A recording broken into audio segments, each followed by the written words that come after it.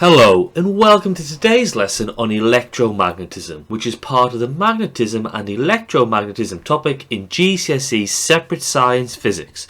So in today's lesson, we're going to look at what the principle of electromagnetism is. So if we've been successful and learned in today's lesson, we can describe what electromagnetism is, understand how electrical properties can change the magnetic properties of a material, and finally draw the electromagnetic field of a solenoid, which falls into the following part of the GCSE Separate Science specification 4.7.2.1 electromagnetism.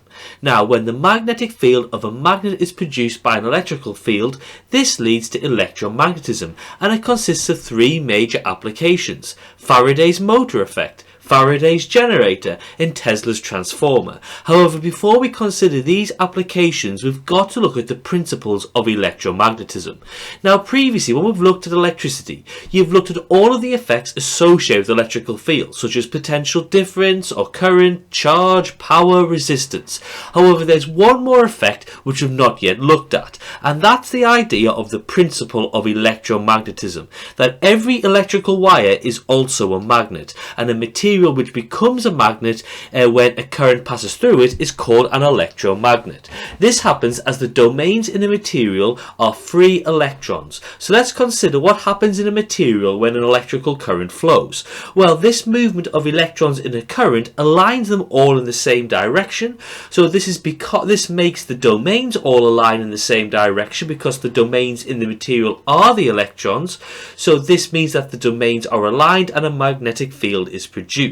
So this means an electrical current is an alignment of domains as is the same principle, which is why it's impossible to get an electrical current without a magnetic field. Now, the magnetic field and the electrical field are the same principle, except they are at right angles to each other. So the magnetic field will form around the wire. Now, the fact that magnetic and electrical fields are at right angles to each other can be difficult to draw on a 2D shape, but you must always show it. So once the wire becomes an electromagnet, it will produce a magnetic field which is similar to a bar magnet. So this means that for an electromagnet, it has its strongest magnetic field at the poles. This means that the strength of an electromagnet decreases with distance from the magnet. However, the strength of the electromagnet also depends on the current through the wire. So when a current flows through a conducting wire, a magnetic field is produced around the wire. The strength of the magnetic field depends on the current through the wire and the distance from the wire, but the magnetic field and electrical current always act at right angles to each other. Now, there are four basic principles of electromagnetism. When an electrical current flows in a wire, a magnetic field is formed around a wire. Number two, the stronger the current, the stronger the magnetic field will be. Number three, when a current stops flowing, there is no magnetic field. And finally, when the direction of current is reversed, the magnetic poles reverse. So let's just summarize these four basic principles of electromagnetism. When electrical current flows in a wire, a magnetic field is formed around the wire. The stronger the current, the stronger the magnetic field will be. When a current stops flowing, there is no magnetic field, and when the direction of current is reversed, the magnetic poles reversed. Now, we can draw electromagnetic fields made up of electrical and magnetic fields on a current carrying wire. Now, you've got to remember that the electric and magnetic fields are at right angles to each other, but there is a law which you can remember to help you draw the magnetic field around a current carrying wire. So we know that a magnetic field always forms as concentric circles around a current carrying wire. So let's imagine our current carrying wire, our magnetic fields form concentric circles around this current carrying wire. Now, the closer the magnetic field lines, the stronger the magnetic field. Now, this would occur if the current through the wire was increased, because that would make the magnetic field stronger. Now, it's important to know we can use a rule to determine the direction of the magnetic field lines from a current carrying wire.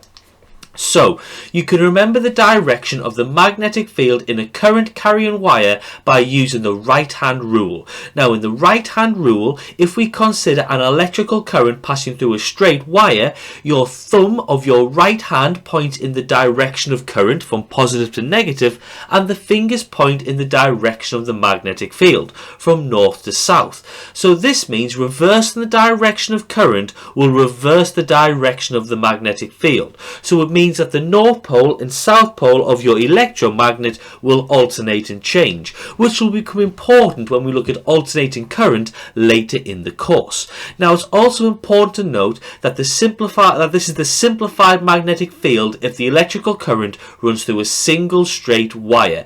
Now, changing the shape of the wire can change the shape of the magnetic field produced. But if we look at just a straight current carrying wire, you can see that the alignment of the iron filings show the field lines produced, because the iron filings are a magnetic material. Now, the magnetic field lines are produced perpendicular 90 degrees to the electrical current direction. So just remember from the right hand rule the direction of the magnetic field in a current carrying wire. But just be aware there's also a left hand rule, so you've got to make sure you use your right hand when you look at this rule. Now, we can also consider the magnetic field of a single straight piece of wire. Now, this wire, if the current was placed through it, would produce a magnetic field, but the field is quite weak and difficult to measure, which is why it's very rare to observe the magnetic effects of an electrical wire. Now, we can look at ways in which we can enhance this electromagnetic field produced by an electromagnet, and the best device to do this with is a solenoid. So the simplest solenoid is a coiled piece of insulated wire. So a solenoid is a type of electromagnet when the purpose is to generate a controlled magnetic field. So we can consider the solenoid to be a simple electromagnet. So what we can see in this example is a solenoid. It's a coiled piece of electrical wire. Now, we know that coiling makes the magnetic field inside the solenoid much stronger than if the wire was straight, because coiling the wire moves the field lines closer together. Now, the magnetic field inside the solenoid is strong and uniform, so this means its magnetic field lines are close together and they're parallel. Now, the greater number of coils, the larger the magnetic field of the solenoid. Now, just as a point of interest, the wires of a solenoid should be insulated to prevent a short circuit, so the plastic coating here acts as insulation. Now, we can then add an iron core to a solenoid. This will increase the magnetic field strength. Now, adding an iron core will increase the magnetic field strength as the current through the coil magnetizes the iron, as it's a magnetic material, and the field of this magnetized iron material adds to the field produced by the wire. So it enhances and increases the magnetic field strength. Now, a solenoid with an iron core is referred to as an electromagnet. Now, the magnetic field of a wire will be similar to that of a bar magnet. Now, outside of the magnet, the field lines follow a similar pattern to that of the bar magnet, but inside the magnet, the field lines follow a strong and uniform pattern, as they're straight lines which are parallel to each other. Now, remember that we can place an iron core inside the solenoid to increase the strength of the magnetic field. So a solenoid is a long coil of insulated wire. Shaping a wire to form a solenoid by coiling it increases the strength of the magnetic field created by a current through the wire, because the field lines are now closer together. Now, the magnetic field inside a solenoid is strong and it's uniform, and the magnetic field around a solenoid has a similar shape to that of a bar magnet. Adding an iron core increases the strength of the magnetic field of a solenoid, as the iron core becomes an induced magnet when next to the wire. So an electromagnet is a solenoid with an iron core. Now, there are three factors which affect the strength of an electromagnet, how strong the magnetic field is produced by this electromagnet. The first factor is the number of coils in your solenoid. Factor 2 is the size of current going through your conductor, and number 3 is the presence of a core in that particular assembly. Now, we should also be able to examine the magnetic field of a solenoid, draw the magnetic field of a solenoid using both a compass and iron filings. So you would need an A4 piece of paper, a solenoid, a compass, a pencil and iron filings. So you would get electrical wire from a practical kit which is insulated with plastic. You would then measure out 1.60 meters of electrical wire using rulers. So you measure out as such like this. You would need the ends of the wires to be exposed, as this allows an electrical current to flow through the wire, and if the ends are not exposed, the wires must be stripped by a wire stripper. You then retrieve an iron bar from the practical kit. At this point you loop the wire around the iron core, and you keep on looping, and you aim to have 30 loops on your iron core. Now when you completed, you ensure the loops are spread out and not touching each other, and this can take up as much of the core as you want. You then you have placed the wire around the core, so what you've done is you've created an electromagnet. Now if it was without the core and it was just a coiled piece of wire, it would be a solenoid. So you will place this electromagnet on the practical tracing sheet. Try to ensure the electromagnet is in the center of the sheet. What you would then do is connect crocodile clips to the exposed ends of the electromagnet, and then you connect these to wires which are part of the DC power pack. So you set your power pack to DC instead of 5 volts. So you can see in this example we've connected our electromagnet with wires to our DC power pack. Always ensure your wires are tightly connected in the circuit, but please be aware that over time the electromagnet will get hot due to energy dissipation due to the resistance in the wires. Now when you're not using the electromagnet, it's really critical to turn it off, and because otherwise the electromagnet can buzz and give off a heating smell. Well, whilst this is normal, we want to minimize the heating of the electromagnet. You would then trace around the outline of your electromagnet with a very sharp pencil. You retrieve a compass from the practical kit, making sure we know that the compass contains a bar magnet inside of it. We would use a compass to work out the north pole of the solenoid. You would then denote the north pole on the solenoid with on your practical sheet. Now you then will make a marker next to the north pole, and you will place the compass on the center of that marking point. You then place another marking point where the south pole is on the compass as shown here, and you complete that again and again and again and again. So as a result you will get a line drawn out. So you repeat this process until you're confident you can draw a magnetic field line.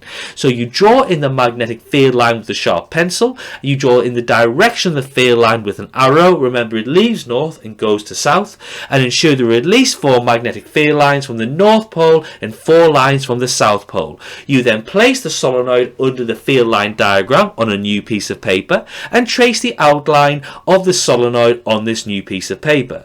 What you would then do is get iron filings from the practical kit. Now iron filings are small pieces of magnetic material and therefore will follow the magnetic field pattern of a magnet. So at this point you would then sprinkle the iron filings over the paper and observe the pattern produced. In theory, it should follow the field lines you've drawn out with your compass, as shown in this particular diagram. Now, it's also very important to know that once you completed this, you pour the iron filings back into the container very carefully. Obviously, being very careful not to place any iron filings on the magnet, because the iron filings will be attracted to the magnet as it's a magnetic material, and it'll be very difficult to remove from the magnet because they're very small. So what have we learned in today's lesson? When a current flows through a conducting wire, a magnetic field is produced around the wire. The strength of the magnetic field depends on the current through the wire and the distance from the wire. Shaping a wire to form a solenoid increases the strength of the electromagnet created by a current through the wire. The magnetic field inside a solenoid is therefore strong and uniform. Now, the magnetic field around a solenoid has a similar shape to that of a bar magnet, and adding an iron core increases the strength of the magnetic field of a solenoid. Now, an electromagnet is a solenoid with an iron core. Now, you should be able to describe how the magnetic effect of a current can be demonstrated, draw the magnetic field pattern for a straight wire carrying a current and for a solenoid, each time show the direction of the magnetic field, and explain how a solenoid arrangement can increase the magnetic effect of the current. So if we've been successful and learned in today's lesson, we can describe what electromagnetism is. We understand how electric properties can change the magnetic properties of a material, and finally we can draw the electromagnetic field of a solenoid. So in today's lesson we've looked at electromagnetism, which is part of the magnetism and electromagnetism topic in GCSE Separate Science Physics. Hope you've enjoyed today's lesson and have a lovely day.